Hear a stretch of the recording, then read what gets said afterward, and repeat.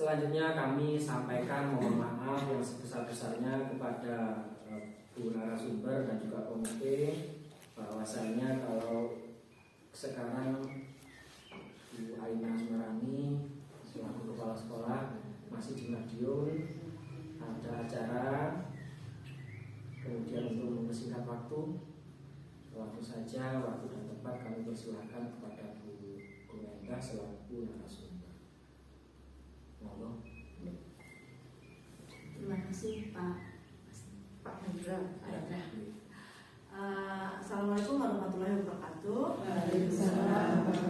Puji syukur kepada Allah yang Maha Kuasa. Di masa pandemi ini kita masih diberi nikmat kesempatan, nikmat kesehatan, sehingga kita hari ini masih bisa berkumpul di sini. Semoga apa yang saya sampaikan kita semua bersama-sama bisa memetik hal yang positif, yang baik, yang bisa kita tularkan juga ke orang lain. Itu Ibu ya. Bapak Ibu Diklat. Kita nyantai aja ya kan, biar nanti materi lebih mudah masuknya gitu.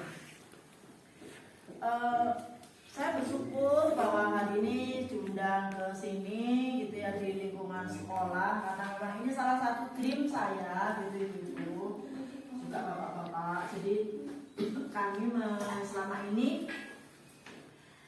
menjalankan ekoenzim ini baru di kalangan PKK, kalangan bank sampah, terus kemudian juga ada beberapa karang taruna. Tapi memang kami impikan supaya bagaimana sekolah itu bisa lebih mengenai ekoenzim. Nah, akhir-akhir ini saya baru memahami mengenai Adiwiyata. Ini satu program bagus ya untuk sekolah-sekolah yang diharapkan lebih berbudaya lingkungan gitu ya Pak ya. Dan insya Allah nanti dengan ekoenzim ini akan lebih masuk materinya gitu, karena ekoenzim ini benar-benar diciptakan atau ditemukan oleh Dr. Sukor Purwangpong dari Thailand. Itu memang tujuannya adalah untuk mencintai bumi, untuk mencintai alam ini. Karena apa?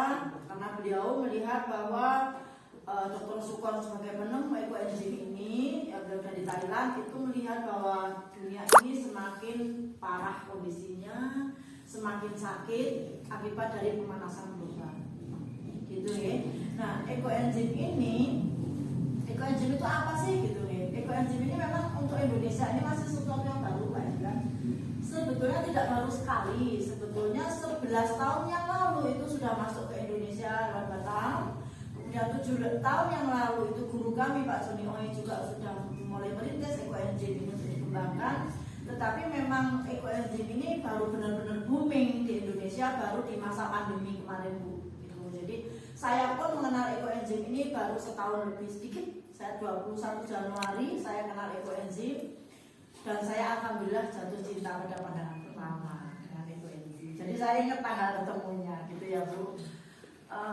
Sama seperti orang yang jatuh cinta, kita ingin tahu lebih jauh tentang yang kita cintai gitu. Saya hari itu juga langsung tiap jam, pokoknya selama sejak saya masuk ke grup pertama kami yang saya masukin itu namanya grup For a Sick. Ya, grup ini dibentuk oleh teman-teman di Bandung yang mengundang Dr. Joen, yaitu mentor kami yang dari Malaysia namanya Dr. Joen.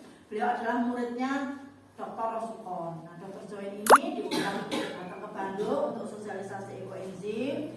Nah, kemudian grup yang panitia mengundang ini tidak membuatkan grupnya gitu loh Bu.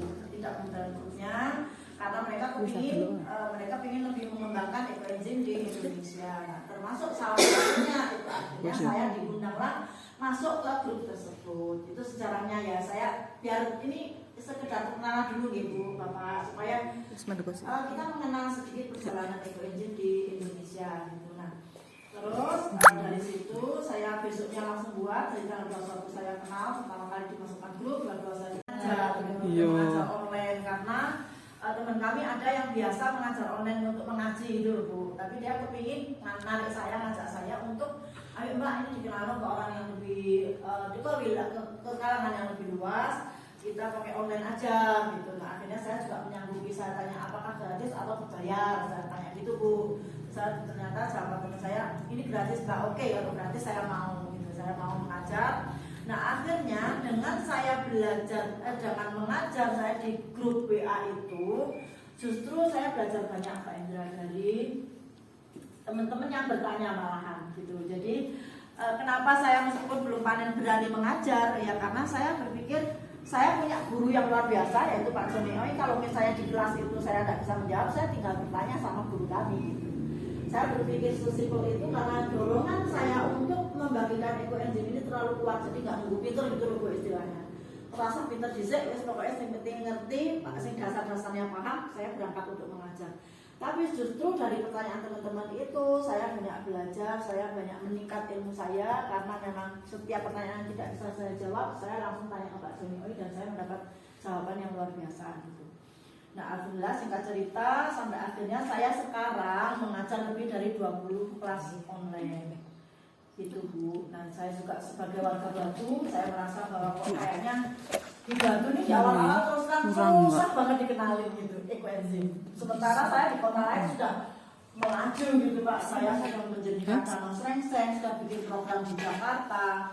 Terus kemudian di kota-kota lain juga sudah banyak program-program pembuatan ekoenzim gitu. Tetapi kok di kotaku dewe kok angel ya wong iki dijak kayak ekoenzim itu. Sampai akhirnya saya cari keponakan saya, keponakan saya itu Putri Batu sekitar 4 tahun yang lalu.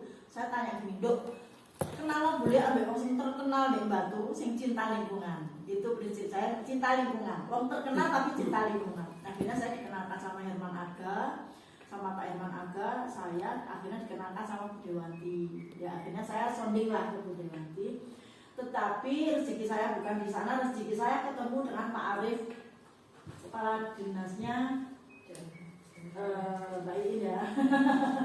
Bosnya Mbak Iin waktu itu gitu. Terus Pak Arif langsung memberi saya kesempatan untuk datang ke kantor. Nah di sana kami bertemu dengan Mbak Eni. Nah sebenarnya banyak orang Bu yang dipertemukan dengan kami, tapi memang hanya Mbak Eni waktu itu yang benar-benar langsung klik gitu dengan ekoenzim. Nah, akhirnya Mbak Eni saya masukkan ke kelas saya yang lagi heboh-hebohnya yaitu di Surabaya.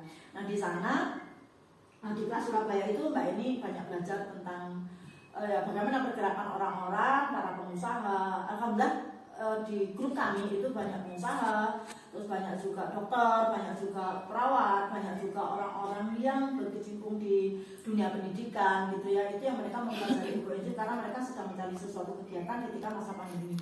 Gitu. Nah, alhamdulillah dari Surabaya itu grup berkembang ke Malang. Nah, akhirnya saya mulai cari-cari tadi gimana caranya mengenalkan kebantu di RT saya sudah cari belum ada yang bikin di perumahan saya pun saya ketua perumahan, saya ketua paguyuban ibu-ibu di perumahan kami sudah 14 tahun, tapi juga baru 4 orang waktu itu yang membuat gitu. Terus di RW malah saya sudah sosialisasi juga tidak ada satupun yang mau membuat, saya keburuan juga tidak ada tanggapan yang positif. Akhirnya saya ke DLH itu tadi. Nah singkat cerita dari DLH itu Mbak Eni bikinlah acara namanya Suling Lingkungan ya. Suling Lingkungan itu pun ya krik-krik gitu, dari 194 orang yang ada di grup hanya 5 yang bertanya gitu dan hanya 2 yang mau ikut gitu. Yang satu malah langsung kelas, yang satu langsung minta ajarin saya gitu. Tapi Bu, dari 1 orang, 2 orang ini akhirnya berkembang. Alhamdulillah sekarang Kota Batu menjadi kebanggaan saya karena justru di Batu inilah berkembang pesat komunitas ekoenzim. Saya bersyukur sekali bahwa kekerabatan kita di Kota Batu ini sangat kental gitu nih. Istilahnya orang tuh cenderung positif kalau dikasih sesuatu yang baru gitu. Jadi kan ekoenzim ini memang sesuatu ilmu baru gitu. Nah kalau kita skeptis dulu atau kita negatif dulu, biasanya nolak dulu kan Bu gitu. Tapi alhamdulillah kalau di Batu ini setelah diterangkan, setelah paham kok positif gitu hasilnya gitu. Nah sekarang di grup Batu kita sudah ada 3 grup WA ya Mbak Iin ya. Sudah ada 3 grup WA. Malang aja yang lebih dulu baru 2 grup WA, Surabaya juga lebih dulu baru 2 grup WA yang saya handle. Terus ada Sidoarjo, ada Jember, ada Jogja, dan kota-kota yang lain gitu. Semuanya insya Allah totalnya sekitar 23-24an gitu yang saya pegang. Nah dari yang tadi saya ceritakan, saya kan dari kalangan PKK, dari bank sampah dan sebagainya. Saya merasa bahwa dunia pendidikan ini harus kesentuh gitu, karena kalau tadi saya ngobrol dengan Pak Giat luar biasa ya Pak, di sini saya juga sempat baca-baca tadi di internet sebentar waktu Mbak Iin bilang tentang SDN Sumber Kondo 2. Ternyata ini prestasinya sudah lumayan untuk adiwiatanya ya Pak ya, untuk di SD sini ya. Sudah nasional. Sudah masuk ke nasional. Berharap nanti semoga ekoenzim bisa menjadi satu tambahan program yang bagus. Nanti akan semakin mengangkat SDN 2 Sumbergondo sehingga nanti bisa menjadi contoh dari SD-SD yang lain. Oke, sekarang saya masuk langsung ke materi. Ekoenzim itu apa sih sebetulnya? Ekoenzim itu adalah larutan multifungsi yang difermentasi dari kulit, buah, dan sayur mentah. Larutan multifungsi yang difermentasi dari kulit, buah, dan sayur-sayuran mentah selama 3 bulan dengan rasio 1:3:10. Ini ciri khasnya ekoenzim. Jadi kalau tidak difermentasi 90 hari atau 3 bulan berarti bukan ekoenzim, atau tidak mengikuti rasio 1:3:10 berarti bukan ekoenzim.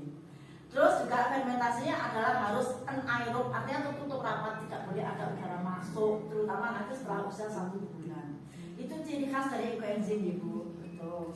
Nah, ekoenzim ini ditemukan oleh Dr. Sukon, sudah diteliti selama 30 tahun. Jadi beliau sejak remaja, beliau memang tertarik sekali untuk bagaimana membuat satu produk yang alami, produk pertanian yang alami, karena beliau juga kuliahnya di pertanian dan beliau juga pendiri Asosiasi Pertanian Organik di Thailand. Dr. Sukon seperti itu. Kenapa beliau sampai sekonsen itu untuk meneliti ekoenzim ini? Karena beliau itu sebenarnya mulai masa kecil itu sudah sakit kelainan darah, jadi kalau kena benda kimia sedikit itu langsung ambruk sakit gitu. Nah, akhirnya beliau terobsesi untuk bagaimana sih supaya hidup ini sealami mungkin. Nah, akhirnya ditemukanlah ekoenzim ini setelah beliau meneliti selama 30 tahun. Nah, keunggulan ekoenzim ini apa? Sebetulnya keunggulan ekoenzim ini adalah utamanya, tujuan utama itu sebetulnya diciptakan atau ditemukan ini untuk tujuannya adalah menyayangi bumi. Artinya gini, dari penelitian beliau melihat bahwa dunia ini semakin parah, semakin akibat dari pemanasan global itu semakin banyak bencana dan sebagainya, itu menimbulkan keprihatinan yang luar biasa bagi beliau. Akhirnya beliau menciptakan ini, dan ini tidak dipatenkan, disebar ilmunya ke seluruh penduduk dunia secara gratis. Itu sebabnya nanti kalau kita sudah membuat ekoenzim ini dilarang menjual ekoenzim. Dari komunitas kami tidak boleh, benar-benar memang tidak ada aturan hitam di atas putih, tapi kita sudah sepakat kalau kita membuat ekoenzim tidak boleh dijual. Kenapa tidak boleh dijual? Karena tujuan utama tadi adalah untuk mencintai lingkungan. Kita berharap nanti semua orang itu mau mengolah sampah organiknya menjadi ekoenzim. Karena ini manfaatnya banyak, pasti kalau dijual laku. Sekarang aja udah banyak, Bu. Yang kalau misalnya dengan browsing-browsing di dunia maya, di Tokopedia, di Shopee dan sebagainya itu sudah ada yang menjual ekoenzim. Ada yang seliter dijual 60.000, ada yang dijual 50.000 gitu. Tapi kita komunitas kami EEN Ekoenzim Nusantara dan komunitas saya yang satunya Ngajaga Bumi itu sepakat untuk tidak menjual ekoenzim kecuali produk turunannya boleh. Jadi misalnya ekoenzim itu mau dibuat POC ekoenzim atau dibuat kompos ekoenzim atau dibuat sabun ekoenzim itu boleh dijual. Tapi kalau yang murni seperti ini tidak boleh dijual. Supaya apa? Nanti semua orang mau mengolah sampah organiknya. Nah, tujuan utamanya kita membuat ekoenzim itu adalah mencegah sampah organik sampai ke TPA. Karena kalau sudah nyampe di sana terjadi tumpukan pembusukan sehingga menghasilkan gas metan. Nah, gas metan ini yang dipercaya menyebabkan pemanasan global yang luar biasa. Nah, selama ini kan kalau dulu ya Bu, kita kalau buang sampah kemana Bu? 10 tahun atau mungkin 15 tahun, 20 tahun yang lalu kita buang sampahnya kemana? Sungai ya, sama ledakan ya. Kalau ke sungai itu ya memang banyak orang memang buang ke sungai, ya kan itu suatu kebiasaan buruk yang baru kita sadari sekarang. Kalau ke jugelakan itu sebetulnya kebiasaan baik, tetapi sayangnya sekarang tidak bisa lagi kita lakukan itu. Kenapa sempit soalnya tanahnya terus buat jadi omah gitu, di anak putune. Gitu ya Bu ya. Terus akhirnya gimana kita membuang sampahnya? Kalau di depan rumah kita jadi akhirnya setiap berapa kali sekali? Satu minggu sekali ya, sampai keluar. Kadang sampai ada yang seminggu sekali sampai keluarnya, keluar bau dan sebagainya ya Bu. Nah begitu itu terjadi di rumah kita, keluar bau kita mulai gelisah, benar ya?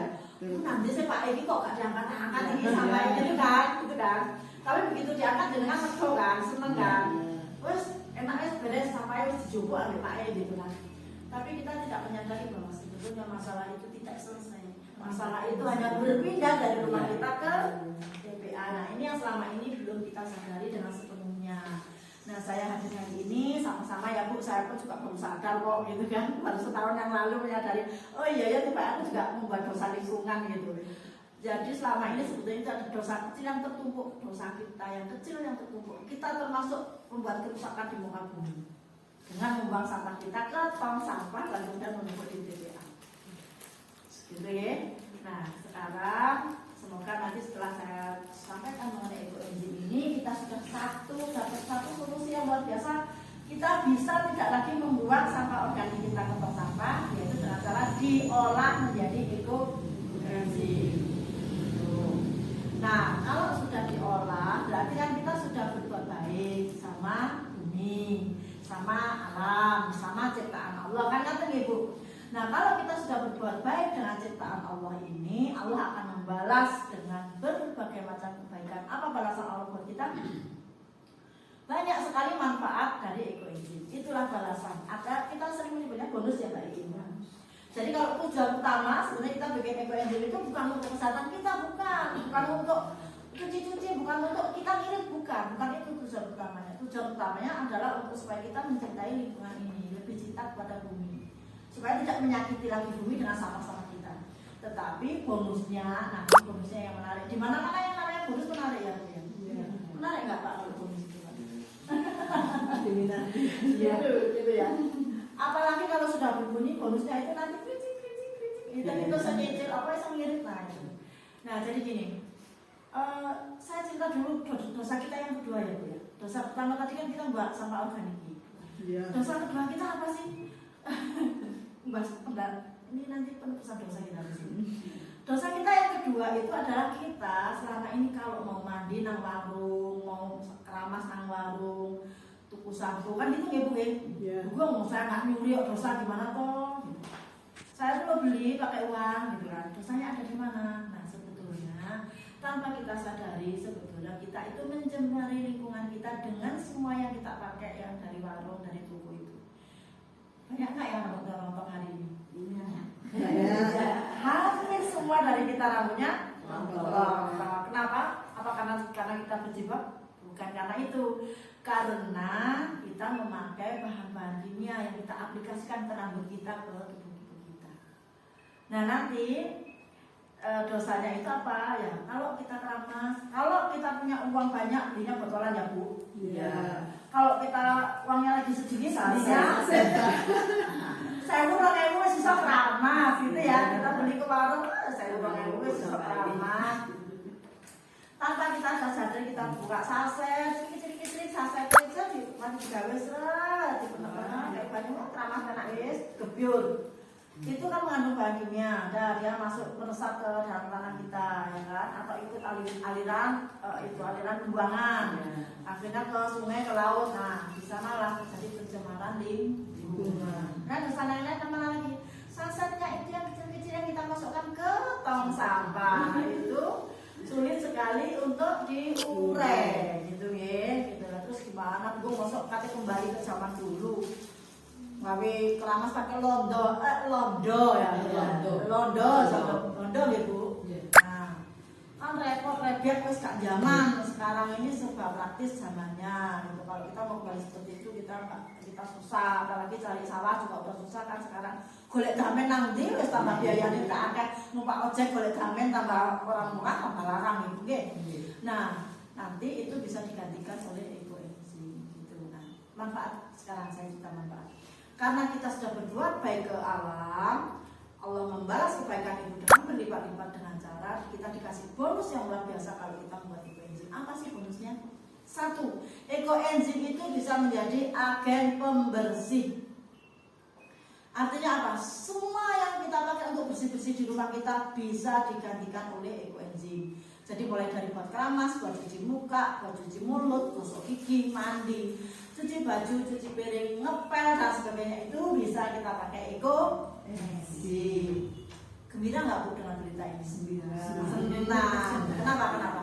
menghemat. Oh iya, ibu-ibu itu paling sempurna dengan kata menghemat. Yang bayang usulnya ini tuku kudung anyar kan apa ya? Terus bapak-bapak kalau menghemat buat apa ya Pak ya? Pokok gak cari istri lagi. Oh ya, sampai kalau bayangkan itu menghemat kalau biasanya terlalu pasak. Nah gitu ya. Itu yang pertama Bu. Terus Mbak ini ada bawa sempurna nggak? Saya ingin contohkan ke ibu-ibu. Kita contohkan aja ya Bu. Kita bawa sendiri. Nah ini contohkan nanti bisa diisi air. Saya contohkan langsung ke jenengan supaya jenengan bisa praktek. Boleh minta airnya? Nggih, minta air yang seperti ini. Langsung diisikan. Nggih, benar langsung praktek nggih, Ibu nggih. Air apa? Air mentah. Boleh, air aqua. boleh, boleh. Oh, air aqua. Air mentah. Nah, boleh, air mentah ya boleh. Tapi kalau air mentah jangan penuh ya Pak.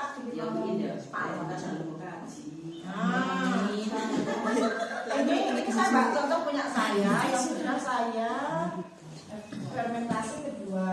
Jadi ekoenzim itu Bu nanti aromanya ini kecut karena memang dia 1 bulan pertama itu menjadi alkohol, diproses jadi alkohol, bulan kedua menjadi asam asetat atau kita sering menyebutnya cuka, dan bulan ketiga baru jadi ekoenzimnya, gitu ya. Nah, karena dia memang menjadi asam asetat atau menjadi cuka, kan baunya kecut. Tidak semua orang suka dengan baunya. Mungkin bisa dibantu dikelilingkan aromanya ini seperti apa, bisa juga dilihatkan ini seperti apa, dan ini yang sudah difermentasi kedua pakai pandan. Ini aja. Ini sing asli sing F2 ya. Ini yang asli sing F2. Siung yo. Nggih. Iki sing kedua sing kedua. Nggih, monggo. Aromanya dibesar ya. Di atas ya aromanya. Itu sing Air tadi pakai apa Pak Endra? Air kalau Oh, air galon. Kalau Ini F2 ya, Ibu? J itu yang sudah pakai pandan Bu, gimana aromanya? Ya, masih beda tipis. Apa mungkin penciuman saya yang kurang tajam? Oh gitu, coba ada yang beda tebal nggak? Ini kayak yang mana? Anu tadi apa? Ada suka ini Bu. Iya, ada suka. Nah, aduh. Saya ngerti kan? Ya, pandane durung ingat ya. Durung ya. Di video ini. Nah, kalau ini gimana? Ya ini kan, ini apa? Kok ada rasa beras wangi gitu wangi ya? Ini pandan. J karena ini. Kalau ini udah kayak wangi gimana gitu. Nah, ini aroma pandan. Boleh Pak dicoba Pak. Ini ada di Tahu Pak, sampai cium bau. Oh ya minyak. Minyak ya. Iya ya. Sama nek mencium berarti Covid. Ayo ya. Nah, ini nanti kalau kita misalnya sudah panen bisa diproses untuk yang kedua, dilanjutkan prosesnya dengan ditambahkan aroma-aroma yang kita sukai Bu. Misalnya kenanga, kantil, mawar. Harus alami juga ya. Ya, nggak boleh misalnya, "Wah, aku tak tuku esen pewangi sing warna kayak bunyi enak," itu tidak boleh ya.